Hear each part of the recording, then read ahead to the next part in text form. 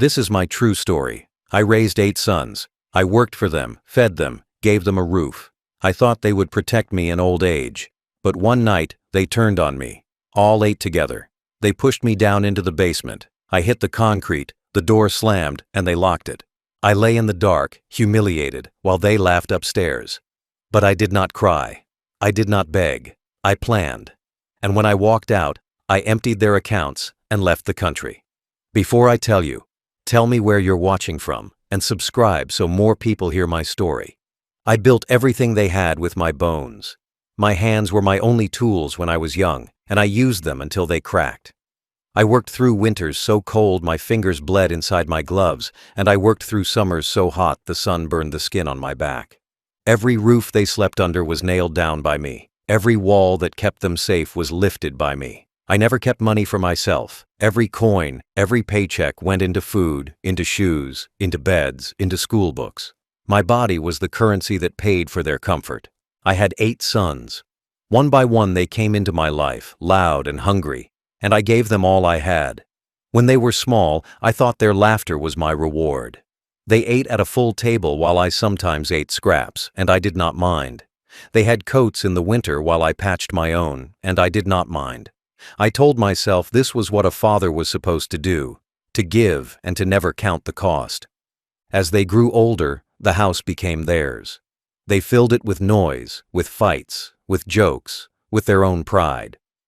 I stayed in the corner, quiet, proud to watch them grow strong. I thought their strength would one day protect me. I thought they would remember the tired man who came home every night with dirt on his face and cracks in his boots, but who still carried bread under his arm. I thought they would see me as the foundation of their lives. I taught them things with my hands. I showed them how to hammer a nail straight, how to fix a pipe that leaked, how to hold a saw steady so the cut would be true. They stood beside me, eager, watching, copying. I believed they were learning respect. I believed they would carry the lessons of hard work, patience, and sacrifice into their own lives. I believed foolishly that they would carry me with respect into my old age.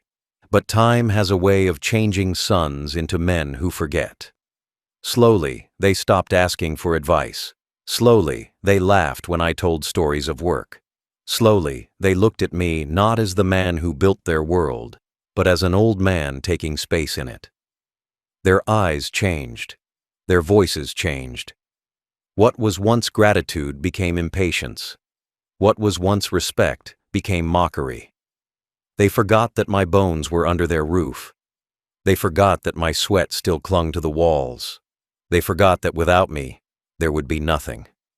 8 sons, 8 reasons to feel safe. And yet, all 8 forgot. All 8 grew certain that the house was theirs, that the money was theirs, that my place was no longer at the head of the table, but in the shadows. They thought my age was weakness. They thought my silence was surrender. They thought I was done. I stayed quiet because a father hopes. A father tells himself, they will remember. They will come back. They will see me again. I waited for a kind word. I waited for a hand on my shoulder. I waited for one of them to say, "Father, you gave us everything." But the words never came. What came instead was a night that broke whatever hope I still held. A night when 8 sons turned into a pack, and the house I built became a prison. That night came without warning. I was sitting in my chair, the same old chair I had used for years, when the sound of footsteps filled the hall. Heavy steps, more than one. I looked up, and there they were, my 8 sons. Their faces were not soft anymore. They did not look at me as a father. They looked at me like I was a burden. One spoke first, his voice sharp. "You're in the way. You don't belong here anymore." I tried to stand, but another one shoved me back into the chair. Their laughter filled the room. Before I could speak, 2 of them grabbed my arms. I felt their strength, the strength I had given them by feeding them, by raising them, by building them into men. They used that strength against me. I asked why, but no one answered. Another son kicked the side of my leg to force me up. I stumbled, tried to balance, but hands pushed me forward. I was herded like an animal down the hall. My own house turned into a cage. When we reached the basement door, I knew. I knew before they even opened it. The lock was already hanging there, the key already in one of their hands. They had planned it. This was not anger in the moment. This was decided, chosen. My sons, the boys I carried on my shoulders, the boys I held when they were sick, the boys I defended when the world was cruel, had planned to throw me into darkness. The door opened. I smelled the basement before I saw it. Cold stone, dust, the smell of iron pipes and old cement. One shoved me hard in the back, and I stumbled forward. My foot slipped on the step, and I fell. Concrete met my ribs. Pain exploded through my chest. My head hit the ground. I gasped, tried to rise, but the door slammed above me. The lock clicked. I heard the sound clear as thunder. My own blood had locked me away. Their voices came faintly through the wood. Laughter, a joke tossed from one to another. "He'll be fine down there." Out of sight, out of mind. They spoke of me like trash, like a thing they could discard. The floor was cold. My knees ached. My breath came slow. I stared at the dark ceiling and understood that my sons had chosen to bury me alive in my own house. The night stretched on. I shouted at first, my voice rough, calling their names one by one. No answer. Only the faint thump of music upstairs, the clink of bottles, their lives continuing as if mine no longer mattered. Every bruise on my body told me the truth. I was not their father anymore. I was their prisoner. And as I lay there, my chest heavy with pain, I felt something inside me shift. The love I had carried for them, the love that had excused so many insults, so much neglect, cracked like glass. In its place, something colder grew. Not rage, not fire. Ice, clear and sharp. They had betrayed me, all 8 together. And because of that, all 8 would pay. That night in the basement, I stopped being a father waiting for respect. I became a man planning for the end of them. The basement was cold and small. The light bulb swung on a wire and made a weak circle of light. The rest was dark. I sat on the concrete and wrapped my arms around my knees. My back hit the wall, and I listened. The house hummed above me, voices, plates, steps. The life I built moved on while I lay on the floor like broken wood. My first shouts went up the stairs. I called names. I begged them to open the door. I pounded until my hands hurt. For a little while I thought someone might come. For a little while I thought one of them would remember the boy they used to be. But the answers were only muffled feet and a door that stayed shut. The lock had their sure click. I learned my sons had no hurry to rescue the man who gave them shelter. Time in the stone is strange. Minutes stretch like ropes. Hours pile on like heavy bricks. My watch was useless. My belly kept time instead. I thought of food and water. I thought of the old coat folded in the corner of my room upstairs. I thought of my teeth when I tried to swallow and how my throat felt like gravel. But mostly I thought. Thinking is what keeps a man alive when his hands cannot move. I had a ledger in my head. Not paper, but memory. Numbers, names, little truths I never spoke out loud. Where a check had been left. Which bank I used when I put a little away. Which account I opened in a quiet branch years ago. I had done these things in the calm of early mornings. I had put small sums aside when they were young. I had set up a trust once, a small thing, for the day I could not walk the stairs anymore. I remembered every stamp, every name. In the dark, I went through it like a man untying knots. They thought the basement would break me. They thought time in the dark would make me small. The truth is different. Time can make a man sharp. When your body is still, your mind can work. When your voice is muffled, your memory speaks up. I passed the hours naming places and people. I formed a map in my head. I watched my sons through the thin window in my mind, each name like a nail in wood. I remembered the first check I signed for the house. I remembered the bank teller who always smiled kindly. I remembered the clerk who took my forms without reading them closely. I remembered a safe deposit box I had rented under a different name when I worried about sickness years ago. It was a small thing then, but it held a small seed. That memory warmed me like a small ember in the cold stone. I thought of their voices, loud with life upstairs. A bottle broke at one point and they laughed. I heard someone say my name as a joke. I heard the sound of a chair pushed back and plates scraped clean. Their world rolled on like a wheel. In the dark, I kept tally of every small kindness I had paid for them and every small insult they gave me in return. Each count was a stone to lay in my plan. I did not hate them the first day. Hate is a fire that burns you as well.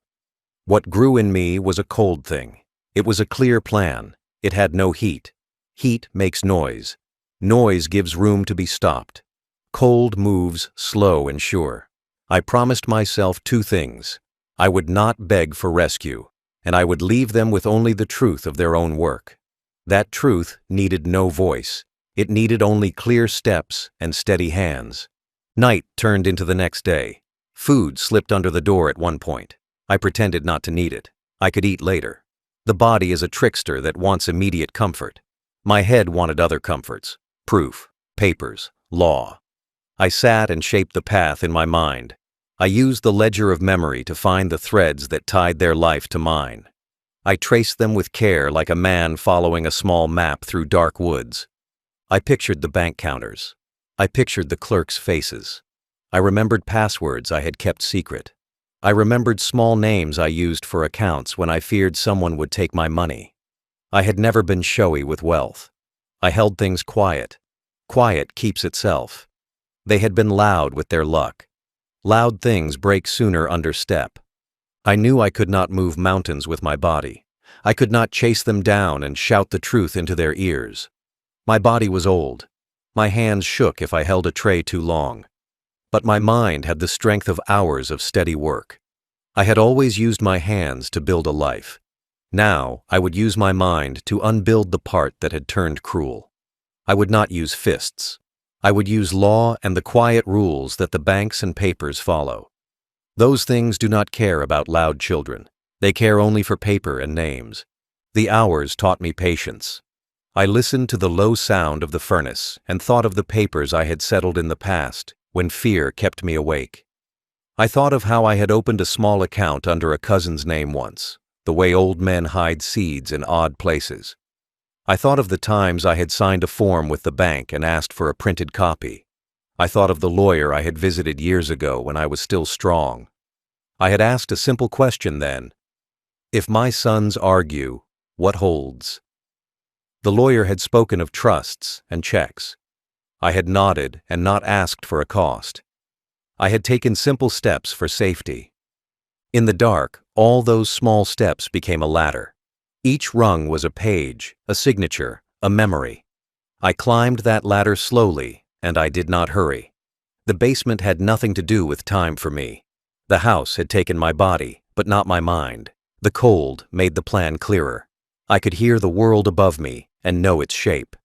By the time my voice was raw and my throat was sore, I had walked through every number in my head. I knew where to go. I did not plan revenge that would break me. I planned a leaving that would not call for noise. I planned a taking that used the rules other men had taught me. I planned to move what fed their life into places they could not touch. I planned to close doors with ink and stamps. I planned to be gone before they could understand what had happened. The basement gave me time to think clean and cold. The dark made my plan simple. When the door finally opened and light fell in like a knife, I stood. I walked up the steps. The house smelled the same, but my heart did not. The ledger in my head was full. I had the map. I had the names. I had the place to go when I left. I walked out not as a broken old man, but as a man with a clear hand. I moved slow, and the air tasted different. The basement was behind me. The plan was ahead. The time in the stone taught me that when men push you into dark places, the dark makes you ready. I did not waste the darkness. I turned it into a desk. In my mind, I spread out papers even when my hands were empty. For years, I had kept a quiet ledger, not a book anyone could see. It was a memory map. Each bank I had used, each account I had opened, each card I had signed, every small deposit I made while they were children, every trust I had set up under a simple name. They never asked about it because they thought I had nothing. They thought an old coat meant an empty pocket. They thought silence meant poverty. I had taught them to fix leaks. I had taught them to paint walls. I had taught them to drive nails straight. But I had never taught them where I kept my safeguards. I had never shown them how to build the quiet nets under my life. They knew how to spend, but they did not know how to find. That was my one secret left. That secret became my weapon. In the basement, sitting under the weak bulb, I ran through it all. I whispered the names of banks. I whispered the numbers of accounts. I traced each path like a man tracing the beams in an attic. I saw exactly how their life was tied to my name, their bills, their mortgages, their cards. All of it came through me. Even when they mocked me, I was still the source. They forgot it. I never did. I thought of the lawyer I had visited years ago, the day I signed a document to make sure my money could be moved without their permission, the day I asked how to lock accounts so no heir could undo them, the day he explained irrevocable transfers, clean paper trails, and names that cannot be reached. I had nodded and done as he said, one small step at a time, all quiet, all patient. Now, in the dark, the steps lined up like soldiers. I could see how to walk them. I could see how to move everything out from under their feet. I could see how to close doors they did not even know were open. I did not think of rage. Rage burns. I thought of cold. Cold closes. Cold preserves. Cold waits. Every bruise on my body became another reason to move faster once I was free. Every insult became a signature in my head. Every memory of work became fuel for my hand to sign again. They had turned me into a prisoner. They had turned me into a joke. They had turned me into a ghost under their roof. But I was still the man who built their lives, and I still had the keys. I planned it step by step. First the accounts, then the cards, then the titles. I would move the money. I would close the credit. I would sell the properties still in my name. I would leave nothing for them to lean on. When I left, there would be no letter, no warning, only silence. And when they reached for what they thought was theirs, they would find emptiness. In the dark, my plan became clean. I would not strike them. I would not shout at them. I would not even call them thieves. I would simply take back what was mine and disappear. Let the bank balances teach them. Let the empty house teach them. Let the quiet absence of the father they mocked teach them. By the time the lock turned and the door opened, I was ready. My mind held the whole map. My body was bruised but steady. My heart was no longer waiting for kindness. My heart was waiting for the bank. When the door opened at last, I did not rush out. I moved slow, steady, like an old man returning from a long walk. My body was sore, my knees heavy, but my mind was sharp. I did not look at their faces. I did not answer their taunts. I simply walked. They thought the basement had broken me. They thought I would beg them for mercy. They thought I would bow my head. But I carried silence on my shoulders like armor. Silence made them nervous. Silence was the start of my revenge. They had given me humiliation. They had taken my pride and thrown it into the dark. But they had forgotten one thing. Every key to their lives still came from me. The house stood because I signed for it. The accounts filled because I worked for them. The cards they swiped every day had my name behind them. Their comfort, their power, their laughter, all of it grew from roots I planted. Roots they mocked. Roots they thought were theirs alone. They forgot the soil belonged to me. I left the house that day in an old coat and with quiet steps. They mocked the coat before. They said it smelled of age. They said it looked like rags. But that coat held papers they did not know. Inside its lining was a folded copy of a bank letter. Inside its pocket was a small slip of numbers I had kept for years. They thought they had locked me in stone. They did not know I had walked out carrying weapons far stronger than fists. I did not shout at them. I did not curse them. I did not tell them what I would do. A loud man is easy to stop. A loud man is easy to trap. I chose silence. Silence is sharp. Silence is patient. Silence lets you move unseen. I carried my silence straight to the bank. My legs hurt, but they carried me faster than anger.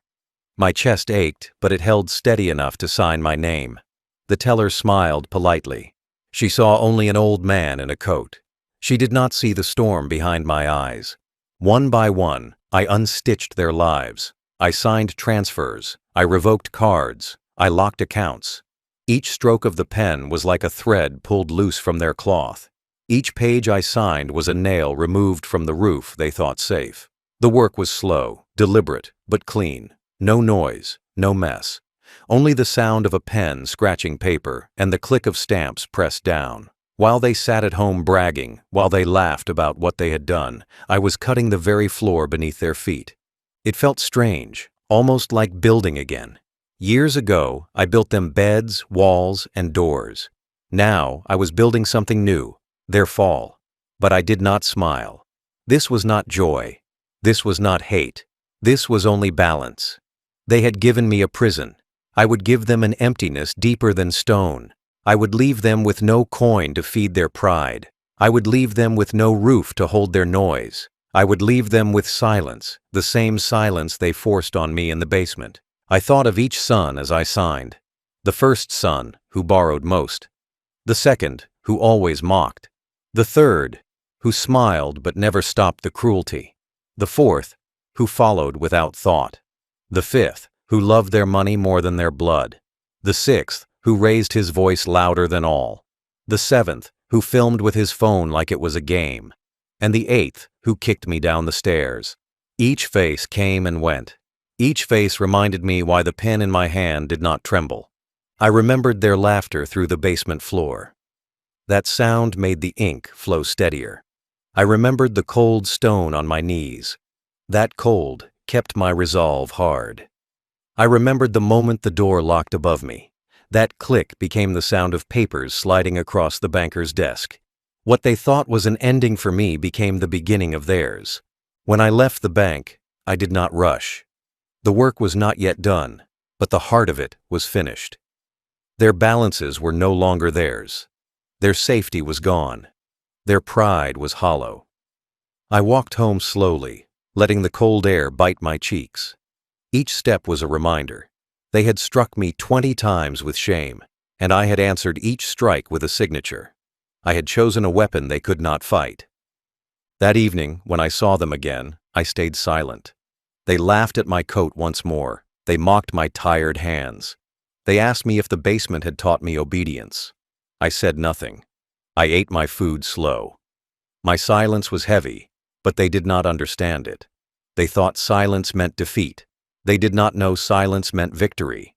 Because even as they mocked, their world was already ending.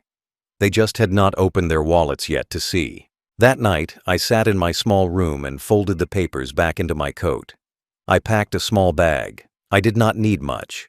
Clothes, a passport, the numbers of new accounts safe beyond their reach. I moved each piece with calm hands. I did not hurry. I did not need to. Their ruin was already written. It only waited for the clock to strike morning.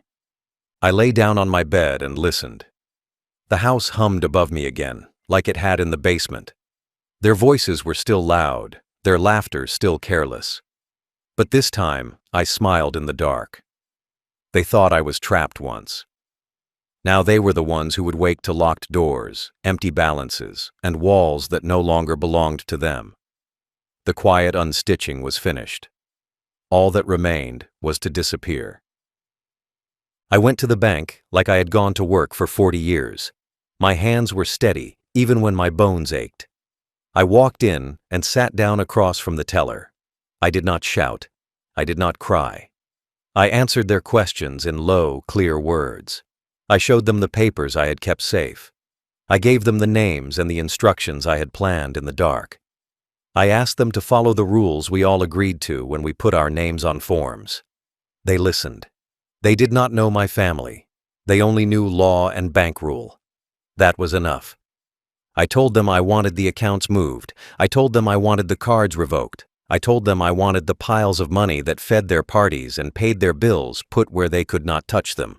The teller took my words, wrote them down, and called a manager. The manager read the papers. The manager checked the stamps. The manager asked 1 or 2 calm questions, and then did what papers demand. It is strange how quiet a room can be when the law is in motion. No one shouted. No one begged. Only the soft sound of a stamp and the click of a pen. I moved money not with anger, but with clear steps. I asked for transfers to holdings that did not bear their names. I made sure the accounts were under different titles, names that meant nothing to them. The bank did not ask why. Business is business. If a person with legal right asks for a change, the bank tends to do it. I had that right. I had held the accounts for years. I had the signatures. Now I used them to close the doors. I did not take steps that needed tricks or theft. I signed forms. I filled forms. I used plain lines of ink and witness stamps. That is the thing people forget. Paper can be a hammer when it is used right. The bank moved funds slowly, and I let them. Slow is safe for me. Slow is bad for the proud. By midday, the balances they bragged about were not gone by magic. They were gone by the world of paper, stamps, and rules. The machines changed numbers, and those numbers became empty. I closed credit lines one by one. I called companies that held cards in their names and told them I revoked permission. The customer service voices did not sound cruel. They sounded bored and kind. They read the code and did the job. The cards stopped. The phones filled with automated messages. That sound was small, but it would grow into a thunder they would hear later. I moved the property titles that still had my mark. I had signed for appliances and small loans when they were young. I had put my name down to make things easier when life was rough. I used the same ease to undo the ease. Where it was still right by law, I moved things. I did not steal. I used what was mine and what paper gave me. The lawyer I had seen many years before had prepared some things. He had not known the hour would come, but he had known people can turn wrong. He wrote clauses that locked things tight. Those clauses now closed like gates. I made sure the money left good places. I did not want the money to sit idle. I moved it to accounts that would pay workers who had always helped me. I set small funds for neighbors who had shown kindness. I put a little in safe things that would keep my name clean. I did not spend days in hotels or on brand clothes. I wanted the money to mean something, not only be a blow. That is why some of the funds found their way to people who earned respect, not to people who cheered at my fall. Every transfer had a stamp, a witness, a number to prove it. I kept copies for myself. I put them in a small bag and kept them in a pocket no one looked into. I knew where they were. I did not need to shout them across the street. The papers would speak later when the sons reached for the cards and the machine said no. That would be the loudest voice. The machine and the paper, the clear record no shame could hide. When I signed the last page, a clerk told me the changes would take time. Banks do not move fortunes in a breath. They move them in steps. I nodded. Time was part of the plan. They would wake to a normal morning, to coffee, to the sound of bread in the kitchen. They would reach for cards and find them dead. They would scramble, call, shout, and then go to the doors that no key would open any longer. The slow work of the papers was the best teacher. It would not be immediate theater. It would be the long burn of truth. People ask if I felt guilty. Sometimes the old part of me stirred with sorrow. I had sons. I had built them. But only the part that had been kicked into cold stone could understand one rule. Respect is not a thing you earn by blood alone. They had earned my sweat. They had not earned my dignity. They had lost the right to call me father by their action. So I used what I had learned in a lifetime of careful steps to undo what their cruelty had built. When the last transfer processed and the clerk stamped the final slip, a small calm came over me. I felt no triumph. Triumph is loud and empty. I felt clean. Clean like a man who had washed off something that smelled bad for too long. I had given, and they had given me a jail in return. I answered with a set of quiet papers that would teach them the cost of their cruelty. The transfers were the voice of that lesson. They called me after, some of them. Their voices cracked with the first message. Transaction denied. They shouted at tellers, at phones, at machines that do not answer to anger. Paper does not care for shouting. It records. It shows. It proves. The sound of their calls reached me, thin and angry. I did not pick up. There was nothing to say that would help them now. By nightfall, their balances read like empty rooms. No drinks flowed, no calls for cabs. Their life of show lost the floor beneath it. They would learn to live with less. Maybe they would find work. Maybe they would find hunger. Maybe they would learn to sit quiet and think. Maybe they would beat one another with cruel words and find that words do not pay. That would have to be their lesson. I moved in the way I had always moved. Careful, steady, with small hands and honest tools. I did not break the law when I did not have to. I used the law's own rules to close the doors they had opened. The transfers were not pretty. They were not loud. They were final. And they left me free to walk where I wanted. When I left the bank, I felt the cold air like a hand on my face. The transfers had done their work. The bank had recorded the changes. The papers were set. The sons did not know yet. They still drank and laughed, but the foundation had been pulled. By morning, the sound of their life would change. By morning, they would find the empty rooms inside the machines and the locked doors in their hands. That night, I put the stamped papers in a small bag, folded my coat, and walked out of the city. The transfers had closed the chapter. I did not look back. The money would teach them. The quiet would do what words could not. The transfers were done. The lesson was in motion. The final movement would be to leave, and leave I did. When the transfers were moving, I did not stop. There was more to do than empty balances. Paper keeps the world honest if you use it right.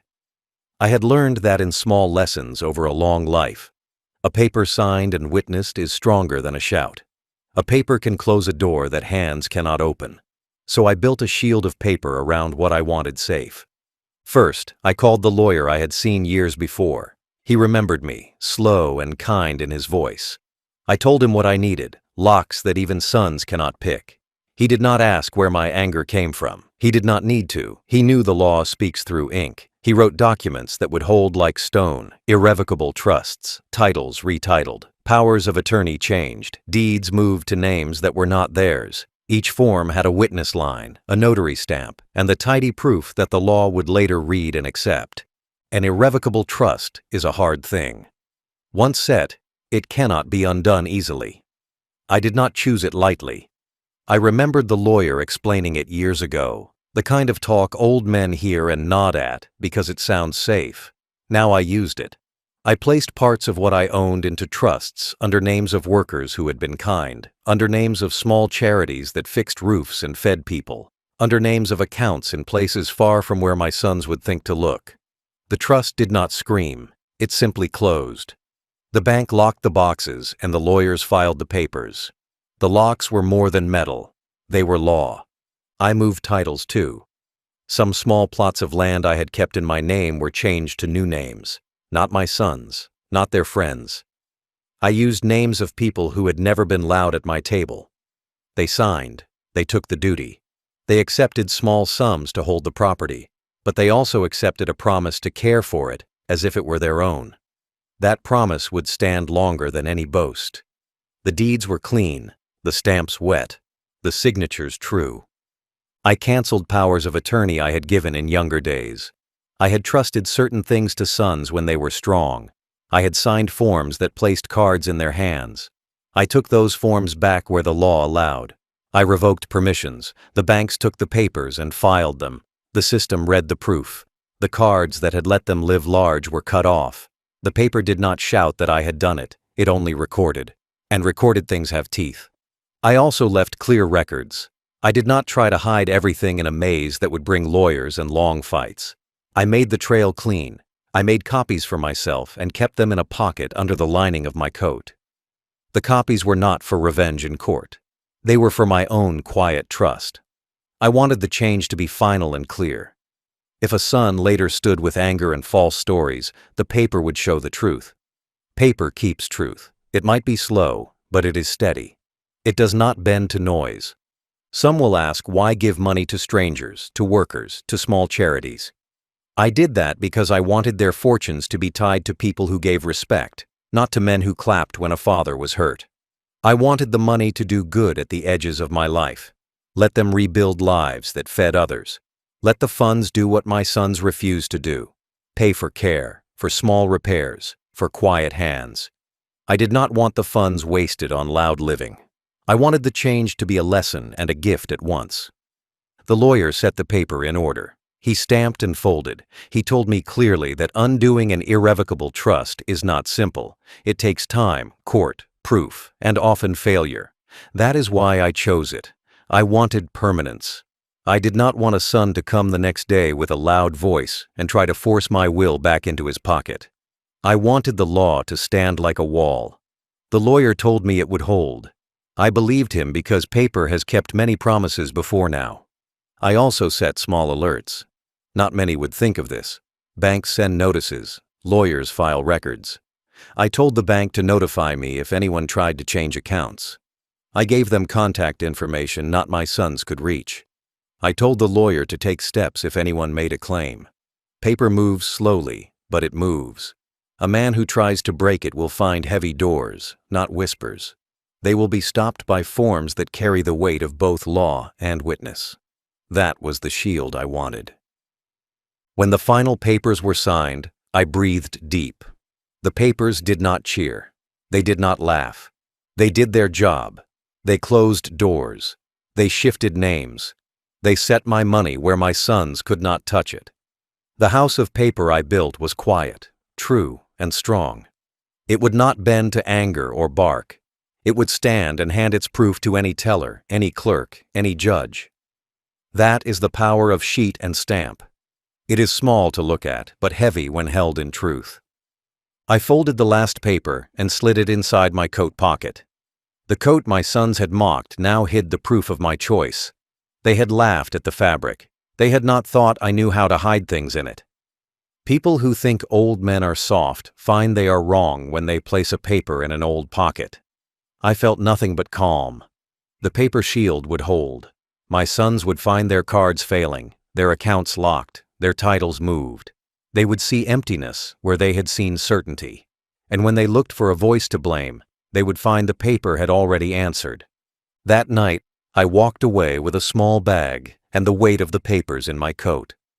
The paper shield was not cruel.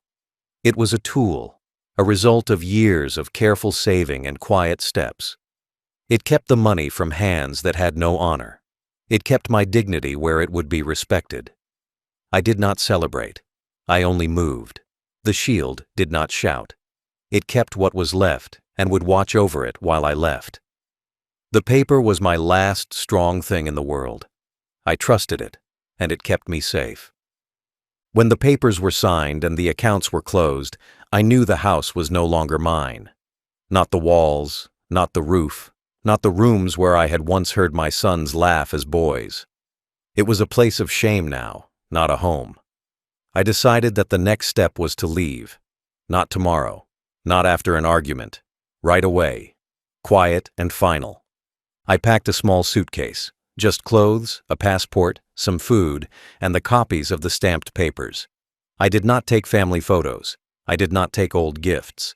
Those things were heavy with false memory. I only carried what I needed to move. I looked once at the coat they mocked, then I put it on. It had kept me warm for years. Now it carried the last of my dignity. Inside its lining were the copies of the bank slips, the proof that what I had done was not noise, it was truth.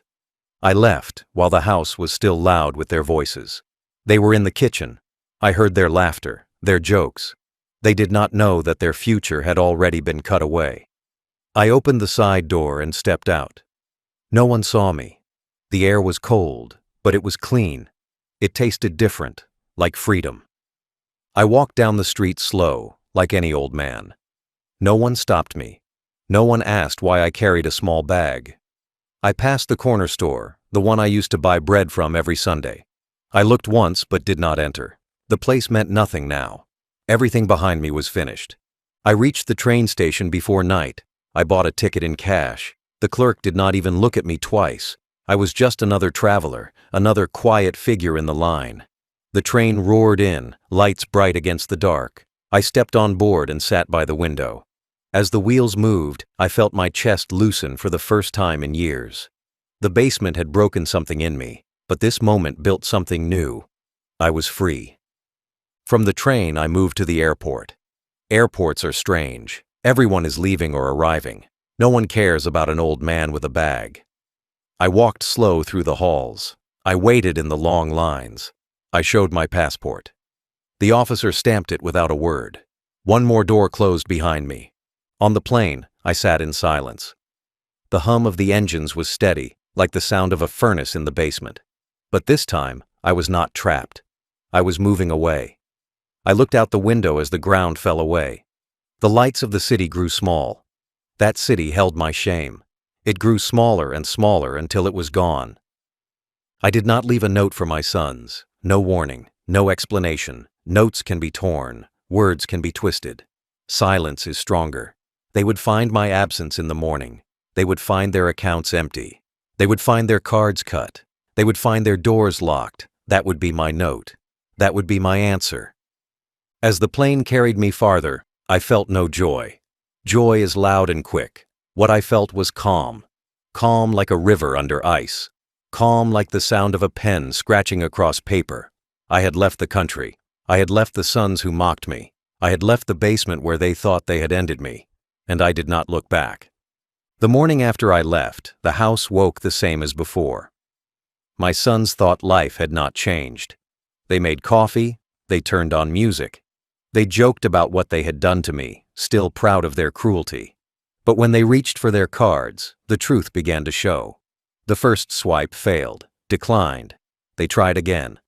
Declined. They laughed, thinking it was a mistake. They called the bank. The voice on the line told them the accounts were closed, the cards revoked. Their laughter fell flat.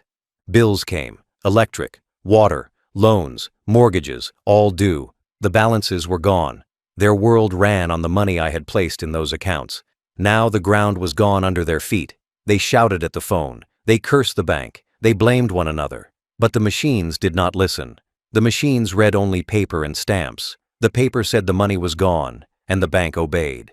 One son ran to the lawyer, thinking he could undo what had been done. He brought anger, but anger means nothing to the law. The lawyer showed him the trusts, the transfers, the titles. Each had my signature. Each had a witness. Each was final. The lawyer shook his head. There was nothing to change.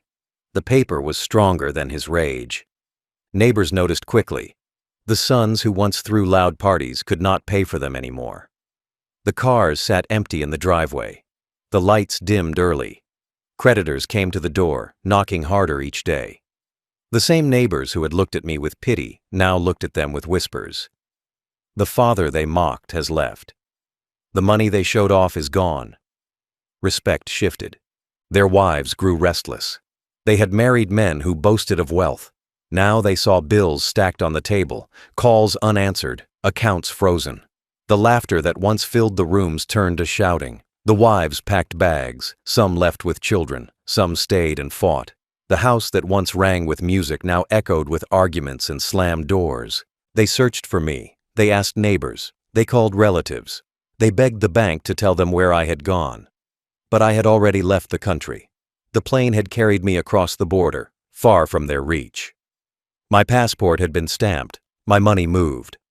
I was gone like smoke. They looked in every corner of their old life, but they found only absence. I imagined the eighth son, the one who kicked me down the stairs, walking into the basement. I imagine him looking at the concrete where I once sat, thinking of how he had laughed. Maybe he saw the darkness different that day. Maybe he felt the cold stone and knew at last how it had felt for me. But by then, it was too late. The lesson had already been written. He had locked me in once. Now, the world had locked him out. The ruin spread slow, like water seeping through walls. They tried to borrow. Doors closed. They tried to sell. Deeds were gone. They tried to find me. I had vanished. Day after day their pride cracked. Night after night their fear grew. They had turned their father into a prisoner. Now they had become prisoners of their own greed. And me?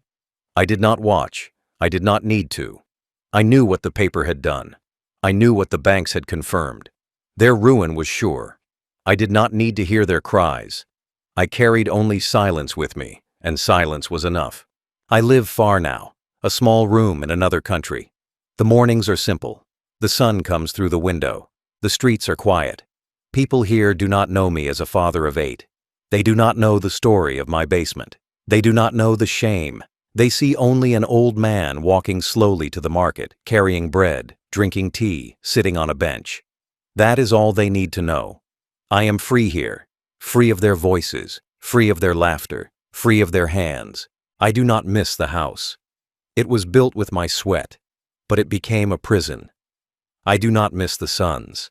They were born from me, but they became strangers. Blood does not mean loyalty. A roof does not mean respect. A family without love is only a group of people who eat at the same table and tear each other apart. I gave them years, work, and money. They gave me humiliation. They thought that was the end. It was not. Sometimes I think of the moment they closed the basement door. That sound, that click, has never left my ears. But now I hear it differently. It was not the sound of me being locked away.